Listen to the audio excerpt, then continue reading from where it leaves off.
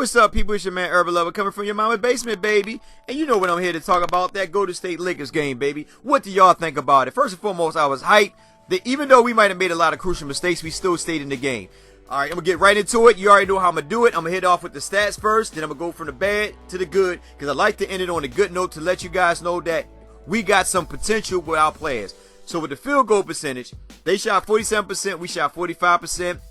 3-point percentage, I said it before, I love for the Lakers not to shoot so many threes. It's like you're going back to back against Golden State. You can't run up, you can't run with them. Number one, you got to find a way to stop them, but you can't just run with them. It's not going to work.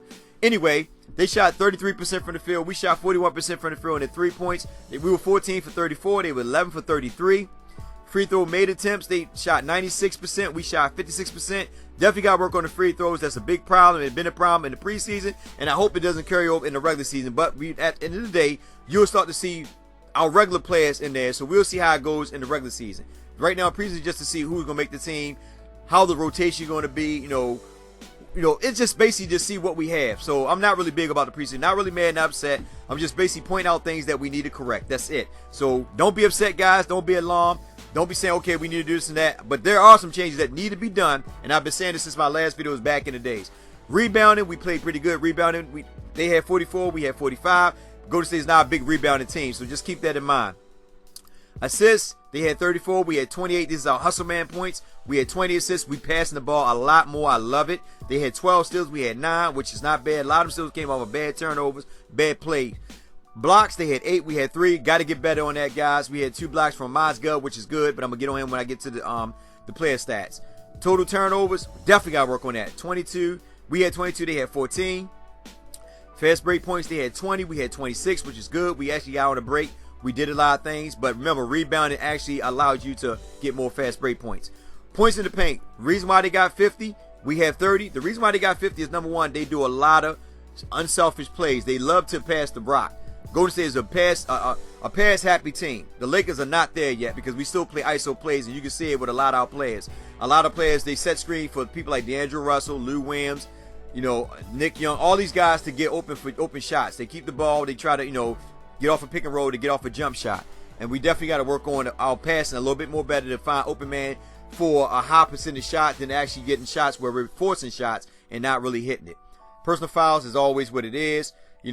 That's something that's not really a big thing. Now, I'm not going to talk about Golden State because you already know they're an elitist team. They are who they are. They're going to come out, they're going to play, and that's a good thing for those guys. I'm not really too kudos on them. It is what it is. I'm going to give it to my Lakers, the team I love. So anyway, Julius Randle, 6 for 13, 5 rebounds. Oh, yeah, I'm dragging our feet. Let me drink a cup of wine because this is, oh, my gosh. Julius. I had to drink some wine on that because I don't know. 4 turnovers. One thing I don't like, I do not like to see Julius Randle bring the ball down on a consistent basis. I do not want to bring the ball down. I don't mind once or twice, especially if they doubling up on D'Angelo. Yeah, that's okay. It's cool. But for him to set up the offense, I do not like it. Now, I said in one of the videos that Julius Randle could be Draymond Green or better. Now, Draymond Green, like I told people, it took Draymond Green after 2 years to actually become a developed player. The same thing is with Julius Randle. The biggest problem with Julius Randle is always the same thing that's been going on with him since he came into the league. Can't hit jump shots. He does not have no real offensive moves down low. And I've been telling people that, and somebody said, well, he go to his right. Yeah, he was going to his right in college in Kentucky. 1 or 2 plays, but most of his left. He doesn't. It's like in this game, he shot away from contact. Julius Randle, when he goes to the paint, one thing he should be doing is utilizing his strength to draw fouls. Don't settle for the jumper. If you at the top of the key and you got the ball, if you're going to the paint, go to the paint hard. Draw a foul.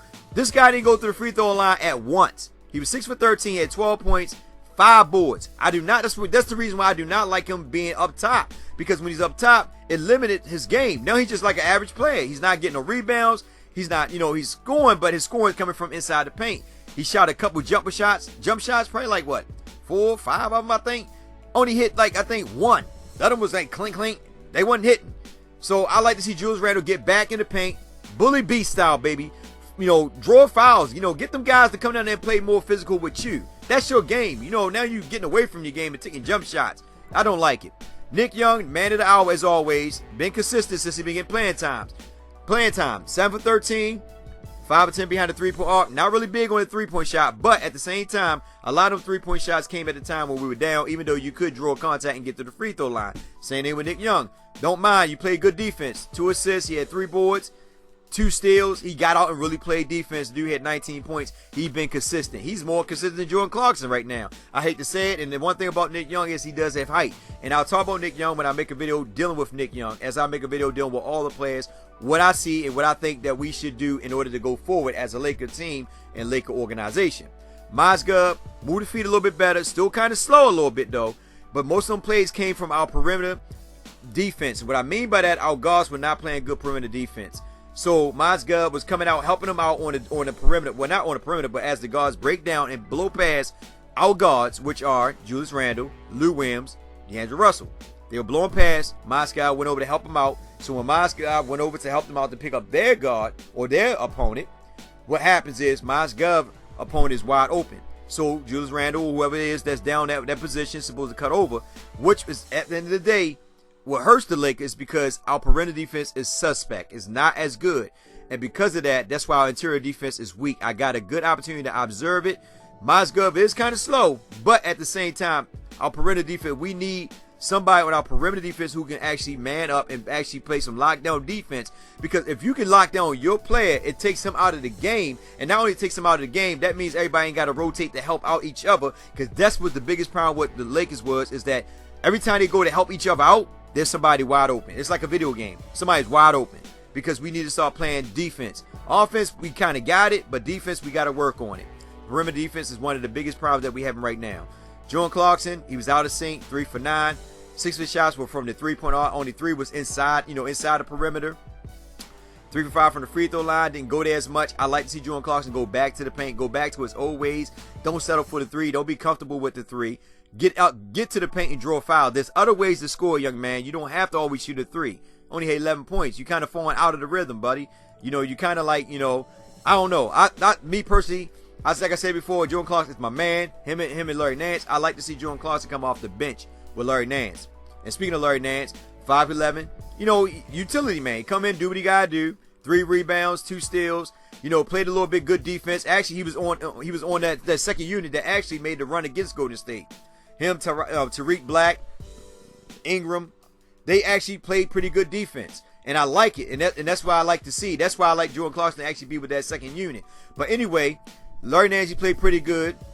I'm not going to talk about a lot of them because a lot of them were just in there. They wasn't really doing too much, like Robinson, Meta World Peace, Hertis. They weren't doing too much. Lou Aldane didn't play at all. So that's another thing too, that we didn't have Lou Aldane. So if Lou Aldane was there, it probably been a little bit better because Lou Aldane is a good defender, and he probably played pretty better defense on Kevin Garnett again on Kevin Durant. He probably played pretty good defense on Kevin Durant, but they had Nick Young on him. Nick Young gave it a little height, but he still played pretty good defense. Nick Young was doing his little thing. Come on, Kevin Durant's he's an MVP, so you only could do so much. But Nick Young, he held his own to a degree. Now I'm gonna get to my man of the hour. But before I get to him real quick, I'm gonna tell E. He played pretty good, but it's just like it's just more like Mozgov. He goes to help out a defender, and what happened is his man's wide open. So it's almost similar with him and Mozgov. They both can shoot. They can get to the paint. But rebounding is a big thing because they coming out off the paint to help out. And then you got the guys cutting in. As the guys shoot the threes, they're wide open, they miss it. There's a little guy grabbing the rebound because E or Mozgov coming out the paint, helping each other out, helping our teammates out. And that's one of our biggest flaws, is that we don't have no defense. No man-to-man lockdown D. If we had at least 2 people who could lock down D, it'd be pretty good. And I'm going to get to a couple of them. Lou Aldane, Ingram, and now Nick Young, because he's playing a pretty good defense. Now, with Brandon Ingram, he just grew up. I mean, he just freaking gained like 5 years on me. And the reason why I say that, because Mark Jackson came out and said that Luke Walton should be talking to Brandon Ingram, telling him to be a little bit more aggressive, because in the future, he's going to be a force to be dealt with. And this is before Brandon Ingram took off. At first he was like, he came in. He wasn't doing too much. He was bringing the ball down, looking for people, getting people into play and all that. Then he just took over. I mean, it just like, I don't know, something just clicked. And all of a sudden, he just went freaking ballistic. I'm back eating popcorn, and I'm throwing popcorn in the air. Even though we were getting blown out, I'm like, go, boy. He coming down there banging threes, hitting jump shots, going to the rim, like I said earlier, that all the Lakers should be doing. He's going to the rim, drawing fouls. He was 7 for 10. He was doing his thing, man. 20 minutes, he had 21 points. 7 boards. He had more boards than freaking Julius Randle. He was killing, man, and I love it, man. Brandon Ingram did his thing. I'm happy for Brandon Ingram. Like I told people, it's good that Luol Deng is here because it gives Brandon Ingram time to develop. He ain't got to be forced into it. But I'm telling you like this, Brandon Ingram, like, man, screw that. You know what I mean? Screw that. Simmons is hurt. I got opportunity to become rookie of the year. I'm coming out hard. Tie my shoes up. Give me some juice. Throw it in my face. Oh my! I didn't mean to throw the wine in my face, but he came out hard, and I was excited, man. I was excited to see Brandon Ingram come out and do his thing. I love it. Now, one thing I do want to share, because I did say that I'm gonna do the stats, the bad, then the good, but I left one situation out. D'Angelo Russell, I was kind of like disappointed about this game, and the reason why, because when you go up against some of the top-notch point guards, you got to really showcase your skill set. Don't shy away from that trap. Don't not the trap, but don't shy away from competition. And that's what you basically did. And what I mean by that, when you first came out, you looked at like, okay, I'm gonna do the thing. As soon as you took that shot on Stephen Curry, remember, D'Angelo's what, 6'5"? Steph Curry, what, 6'4", I think, something like that. I don't know, he's 6'3" or something. Steph Curry got a block on D'Angelo, and D'Angelo fell to the floor. Ever since that block, D'Angelo Russell went kind of like shy away from the offense. He was like, wasn't really doing nothing. He was looking for everybody else. He wasn't trying to do anything. And he got like quiet man points. It wasn't like he took over the game. He just got quiet man points. He still was 5 for 13, but the biggest flaw was, and he had 9 assists, but the biggest problem was he turned the ball over in crucial moments. He had 7 turnovers, and I usually defend him, and I say, a lot of them some of the turnovers are light on not just him, but on his teammates' fault, because at some of the time, some of the teammates don't be in a position where they're not looking. Well, 5 of them turnovers were on D'Angelo Russell. A lot of them were forced turnovers, like the Golden State was like waiting for him. He made a lot of forced turnovers, got out of rhythm, really settled for the three-point shot. He just wasn't in rhythm. I mean, he was 5 for 13, but like I said, I don't know if he let Stephen Curry get into his head or whatever, but he just wasn't in rhythm. But that's only one game. I'd love to see him bounce back and play hard against some of these top-notch point guards. And I know it's the preseason. He hasn't really done it yet, but you got 82 games that's coming up in the regular season. So with the regular season, you're going to see him go off. I know he's going to go off, and that's why I'm not going to be hard on him. Just want to point out some of the facts that he definitely need to work on. And they knew that D'Angelo Russell was going to get the ball because a lot of times they were double teaming him. That's why Julius Randle bring the ball up. I didn't like the idea of Julius bringing the ball up. They could have had Jordan Clarkson bring it up. They could have had Nick Young. I mean, they could have anybody bring it up, be honest with you. But they could have had Jordan Clarkson bring it up because Jordan Clarkson is a combo guard as well. If they double team D'Angelo, let Jordan Clarkson bring it up. Let Julius Randle get down there near the paint and let him work around the paint. Not outside up the top and all that. That's not his game. He can't shoot jumpers. And the Golden State Warriors were giving him the jumper shots. He couldn't take them. Well, he took a couple of them. He couldn't hit none of them. But anyway, I like to see D'Angelo Russell get back into his form. Don't let these guys scare you away from your game, young man. You know what you can do. You got ice in your veins, so let the ice pop in the eyeballs or something. You know what I mean? Do your thing. But don't let them guys, make you feel like, you don't belong. Because you belong, young man. You prove yourself that you can belong. So it's all good. And at the end of the day, it was still a good game because even though we made 20-something turnovers, even though it looked like we weren't in the game, we actually was in the game. And keep this in mind, we actually played against the Golden State Warriors top players. They actually played a lot of minutes this game. And we looked pretty good against them. It's just that the little small things that we need to work on. Stop getting caught on them pick and rolls. Got to play down some lockdown defense on man-to-man defense. We definitely got to do that because it makes it much easier for other players to play their position much better on defense. But when you got to go help out and all this and that, it just makes it bad. So not too much bad. It was a lot of good. We played better than we did the previous game against Golden State where we just got blown out right out the door. We came back, and actually Steph Curry still had a good game because even every time we had a chance to get back in the game. Well, not get in the game, but had a chance to actually take the lead or whatever. Steph Curry come in, bang a three, man. It's like he there's nothing you really can do. The only thing that you really can do with Steph Curry, and I'm gonna tell you something. Sometimes you gotta play with the matches. I would have put Brandon Ingram on Steph Curry. That's just me. I would have put him on Steph Curry, made him uncomfortable. But with that being said, it's your man Urban Lover. Like, share, and subscribe. Get in the comment section. Tell me what you like. As always, people, be safe out there and have a blessed day.